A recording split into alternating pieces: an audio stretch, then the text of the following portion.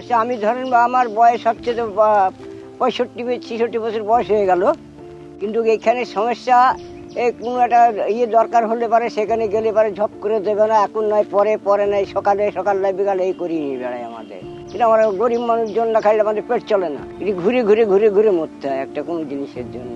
এই কিনে জয়ে ধরেন যদি ফসল হলে জন্মলো না জন্মবে না, তার দিনামিনা করে করতে হয়, খেতে হয়। এই তাছাড়া কি করবো বলেন, আমার তো গরিব মানুষ, আমার ঘর নেই, দুয়ার নেই। যদি বৃষ্টি আসে হড় হড় করে জল পড়বে ঘরে, হয়তো ছাতা মাথায় দিয়ে বসে থাকতে হবে কিংবা বস্তা মাথায় দিয়ে বসে থাকতে হয় আমাদের।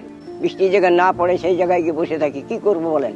কোনোখানে গেলে যে সরকারে কোনো ঘরে যাই বলে হবে না, যাও এখন তোমাদের কোনো নেই। আমাদের তো মাঠে ফসল ছাড়া তো আমাদের কোনো রোজগার নেই, ধার দিনা করেও খেতে হয়। কত লোকের দিনার দিতে পারে বলেন, শেষ পরে গাছ গরু বাছুর বিক্রি করে দিনার শোধ করতে হয় আমাদের। গরিব মানুষ আমরা কি করবো।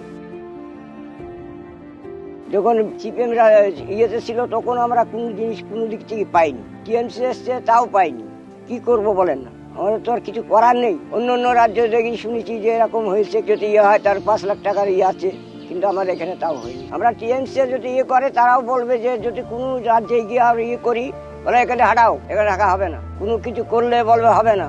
আমরা মাথা নিচু করে যে উঁচু করে একটা কথা বললে তাকে আমাদের তাড়া করে দেয়। তো কি করবো আমরা বলেন, এই টিএমসি আমাদের সব টিএমসি আমাকে নষ্ট করে দিল, আমাদের এই অবস্থায় আমাদের থাকতে হয়।